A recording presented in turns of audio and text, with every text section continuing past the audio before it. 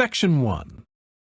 You will hear a university administrator telling a group of new students about the central campus buildings and the facilities they provide. First, you have some time to look at questions 1 to 6.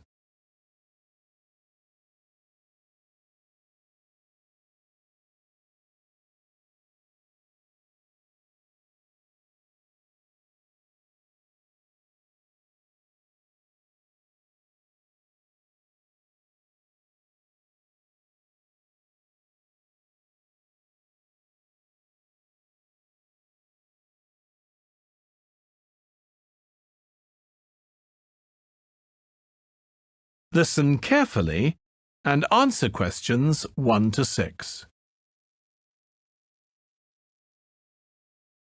Welcome everyone to the Brandon Complex, the geographical and, we could say, spiritual heart of this university. This is basically where everyone eats too, as you can see by looking around. There are many different cuisines here, Chinese, Indian and Middle Eastern, plus the usual fare of a local type, all in that corner over there. We have many shops here too, but the biggest is Wilson's, right there, providing clothing and hardware.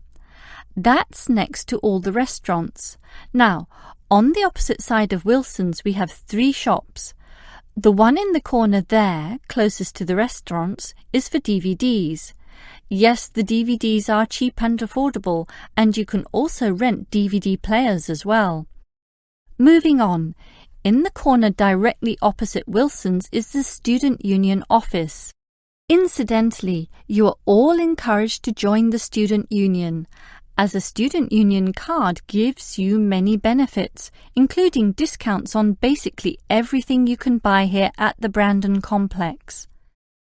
Outside this complex, on the other side of the road, you can just see it from here in fact, is a building that we call by the rather unusual name, the H Building. Next to this, on the other side of some trees along the main road, is the Engineering Institute, but that doesn't have anything to do with the Brandon Complex. One last thing is that just outside this door, near us here, you can see a grassy oval patch.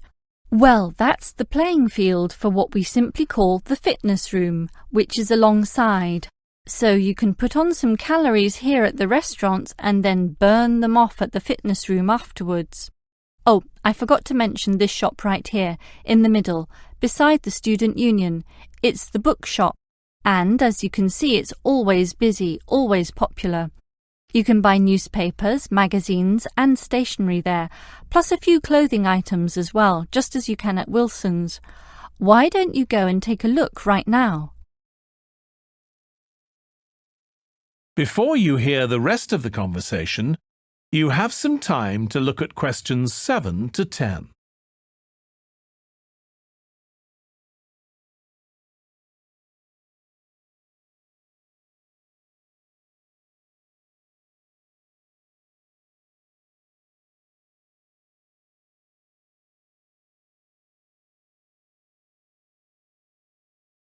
Now listen and answer questions 7 to 10. During your stay here, you might want to know what there is to do. Let's turn to the plan so I can familiarize you with the layout of the park. Most tourists would choose to stay in our guest house, located in the southeast corner. It features 63 tastefully appointed guest rooms, many of which offer spectacular views of the park. You'll find a home away from home at our guest house. But for those who want to experience the natural beauty up close, there is also a campsite. When you get out of the guest house, go straight ahead, turn right at the end of the road. To your left, there is a campsite amongst the trees where you could spend a night under the stars together with owls and chipmunks. If you look at the top left of the plan, you will notice a picnic area. You can either bring your own food, or we can deliver food to you. Barbecue is an option. The business centre is situated directly opposite the picnic area. It provides flexible, fully serviced offices, conferencing suites, meeting rooms, and is equipped with the latest multimedia facilities. Wired, as well as wireless, high-speed internet is available within the entire premises. The centre is designed to cater to both individual travellers and corporate groups. Visitors can also go to the museum, which holds a vast collection that exhibits local history and a natural habitat. You start from the guest house, just turn left at the first conjunction, then walk past the tea house, turn right. You'll see the museum after making the third right. Have you found it? Pretty easy, right? To spend a delightful afternoon with a book and a fresh cup of coffee, you can go to the only cafe in the park. From the guest house, you go straight, then take the second right, and you'll see the cafe right in front of you. You might want to check out our all-season tennis court, which offers instruction for all ages and skill levels. It is located right opposite the cafe. That is the end of section 1. You now have half a minute to check your answers.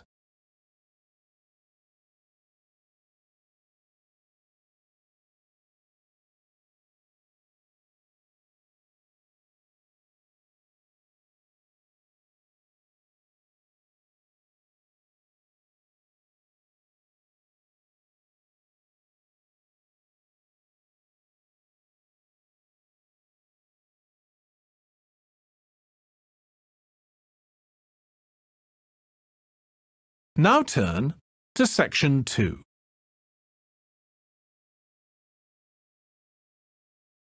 Section 2.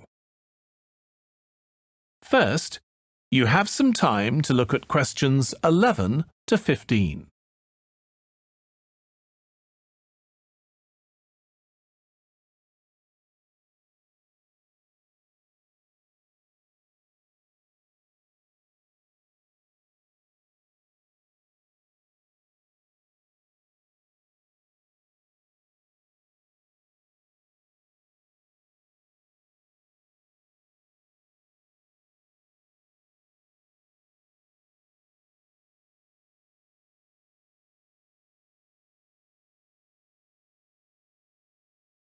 Now listen carefully and answer questions 11 to 15.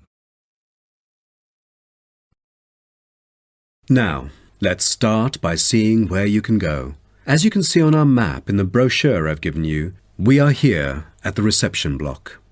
We have a famous mill which is used for making and processing materials such as steel and coal.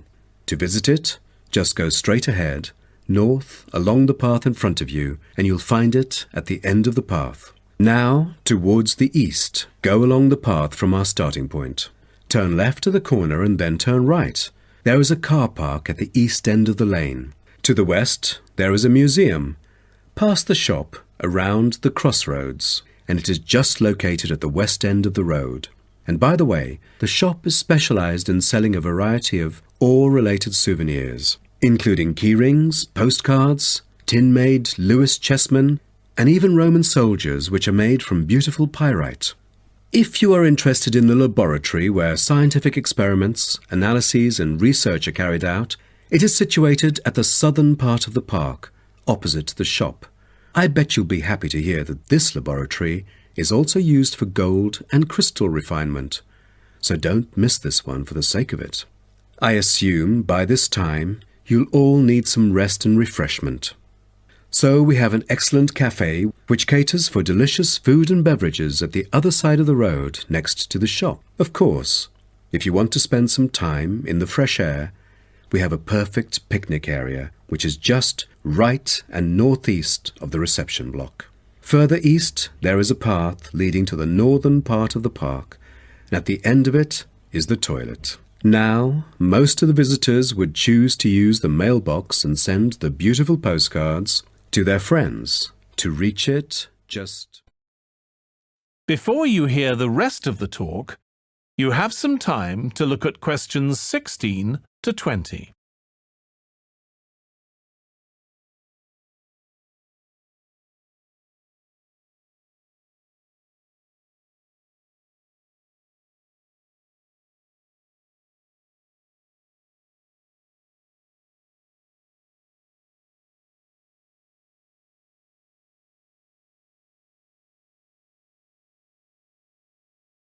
Now listen and answer questions 16 to 20. Welcome to everyone here. I hope you enjoy your stay in our village and enjoy the local scenery. I'll tell you a bit about the forest and mountain tracks in a minute, but first, I'll just give you an idea of where everything is in the village. So, we're here in the Tourist Information Center, and when you come out of the center, you're on Willow Lane, just opposite the pond. If you want to get to the supermarket for your supplies of food and water, go right. That's the quickest way, and then turn right at the top of Willow Lane, and it's the second building you come to, opposite the old railway station. If you're planning on doing some serious climbing and you need some equipment, we do have an excellent climbing supplies store just 5 minutes walk away. Turn left once you're outside the Tourist Information Center. Take Willow Lane all the way up to Pine Street. You want to go left along here. Then keep walking and go up Mountain Road on your right until you come to the next turning on the left. Head down there and you'll come to the climbing supplies store. If you get to the small building that sells ski passes, you'll know you've gone too far. You also need to head to Pine Street for the museum. It's small, but well worth a visit if you're interested in the history of the village and the old gold mining industry. So, when you reach Pine Street from here, you'll see the old railway line on the other side of the road. Turn left into Pine Street and keep going until you come to Mountain Road. And just past here, the museum will be on your left, just behind the railway line. Don't worry about crossing over the tracks. The train stopped running through here in 1985. If you're planning on following one of the easier forest walks, you might like to hire a bicycle. To get to the hire shop, again, you need to head to Pine Street. On the left-hand side of Pine Street, you'll see the town hall. Go down the little road that you come to just before it, and you'll find the bike hire shop just behind the hall. They have a good range of bikes, so I'm sure you'll find something that suits your needs. Last but not least, if you're hungry after a long day's trek, I can recommend our local cafe. Again, when you leave the Tourist Information Center, turn right and follow Willow Lane until it joins Pine Street. And right opposite, on the far side of the railway tracks, is the cafe. That is the end of section 2. You now have half a minute to check your answers.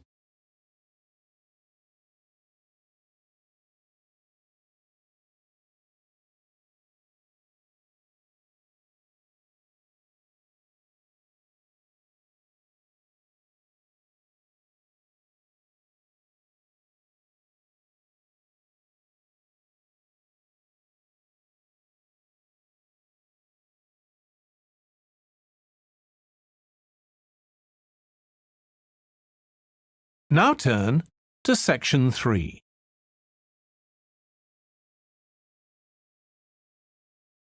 Section 3. First, you have some time to look at questions 21 to 24.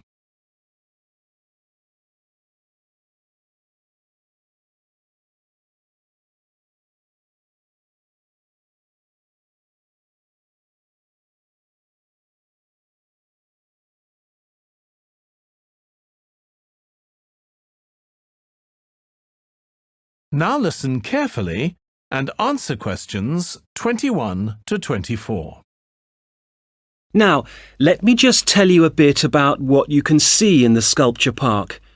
If you look at your map, you'll see the visitor centre, where we are now, at the bottom, just by the entrance. Since we only have an hour, you might not be able to get right around the park, but you can choose to visit some of the highlights. You might like to take a look at the Joe Tremaine sculptures, which are displayed on this side of the upper lake, just behind the Education Centre and near the bridge. They're really impressive, but please remember not to let your children climb on them. One of our most popular exhibitions is the Giorgio Catalucci bird sculptures. They're just across the bridge on the north side of the lower lake. I love the way they're scattered around in the long grass beside the lake, looking as if they're just about to take to their wings. You could also go to the garden gallery. It's on this side of the upper lake. From the visitor centre, you go to the education centre, then keep on along the path and you'll see it on your right. There's an exhibition of animal carvings there which is well worth a look. We also have the Longhouse. That's quite a walk. From here, you go to the bridge and then turn left on the other side. Soon you'll see a winding pathway going up towards the northern boundary of the park. Go up there and you'll find it at the top. They have some abstract metal sculptures that are well worth seeing if you have time. OK, well, now, if you... Before you hear the rest of the discussion, you have some time to look at questions 25 to 30.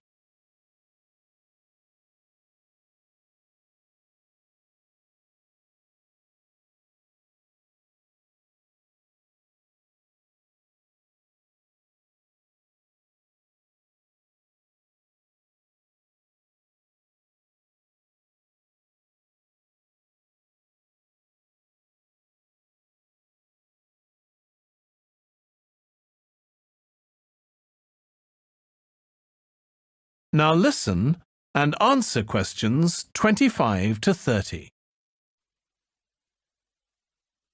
Now, we've also put together a map which we've sent out to all the residents in the area. And on the map we've marked the proposed changes. Firstly, we'll plant mature pine trees to provide shelter and shade just to the right of the supermarket in Days Road.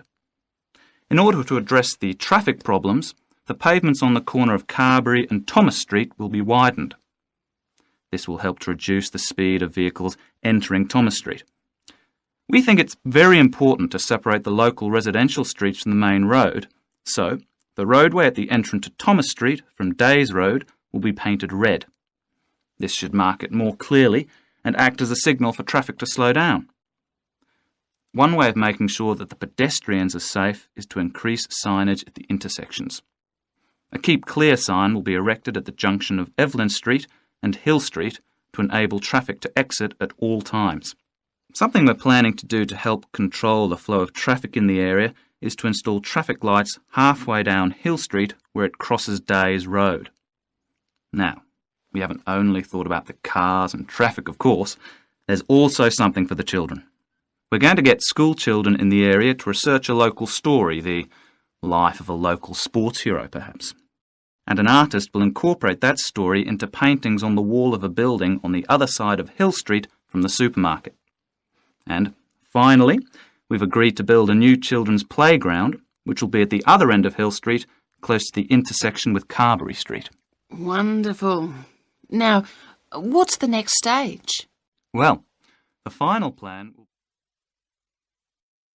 That is the end of section 3.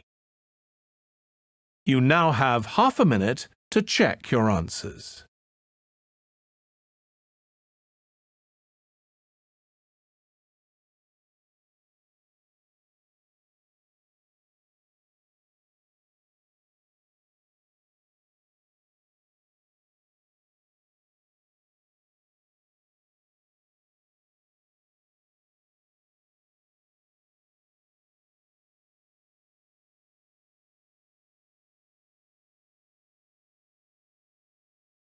Now turn to section 4.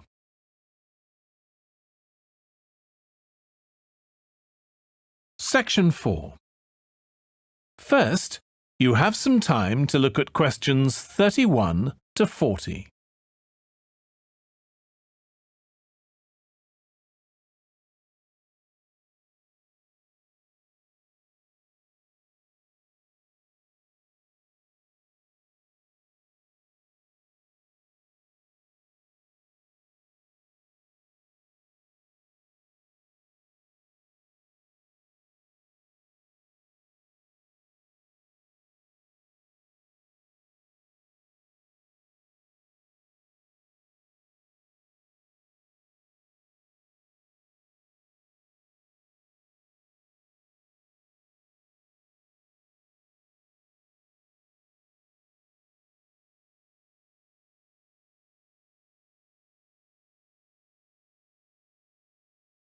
Now listen carefully and answer questions 31 to 40.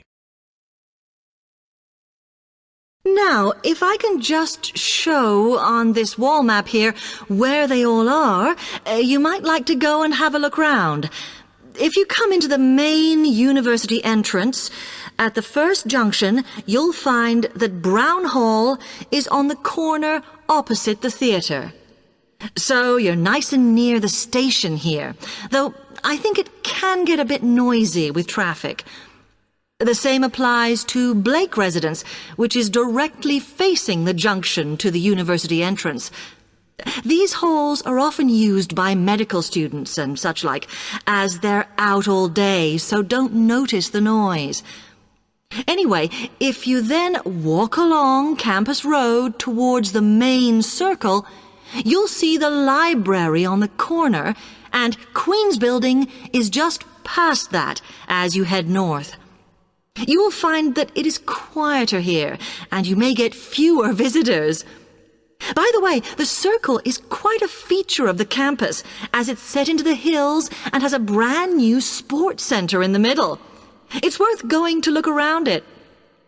Now, the Parkway Flats are on the opposite corner to the library, facing the circle, as you head towards the main buildings. The main buildings are only about a 5-minute walk from here, and places in these halls go quickly, so my advice is to reserve your place as soon as possible. Then Temple Rise is inside the circle, next to the sports center, but further from the main university buildings. Now, if you'd like to go off and physically look...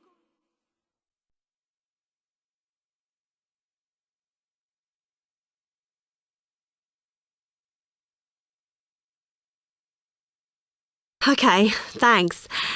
How can I get from here to Hackney then? Right, well, you can choose. We're here at the information office, OK? Now, next to us, on the corner of the High Street and Sweet Street, is the bus stop, opposite the bank. Uh-huh. The bus goes all the way to Hackney, but it is a very indirect route, so it could take ages. Ugh. If you want to take the train, walk down the High Street towards the city. Go past the bank, and on your left is the station, just before you get to the post office. There's a mainline service to Hackney Wick, so if you need to get into the centre of Hackney, you may need to pick up a bus when you get there. Opposite the post office, on the corner of Hart Lane, is the tube entrance. You'll see the big signs. That's probably the best way to get there, though you may have to change. It's probably best if you go and get a travel card first. Oh. To get to the ticket office, you go out of here onto the High Street. Then turn into South Street, and the ticket office is on your right opposite the cinema. Of course, you may decide it's quicker to take a taxi. But it's a long way, so I think it'll be very expensive. If you do want to get a cab, then the rank is outside here, just opposite the office.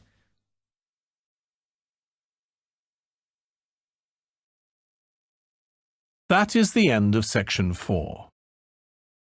You now have half a minute to check your answers.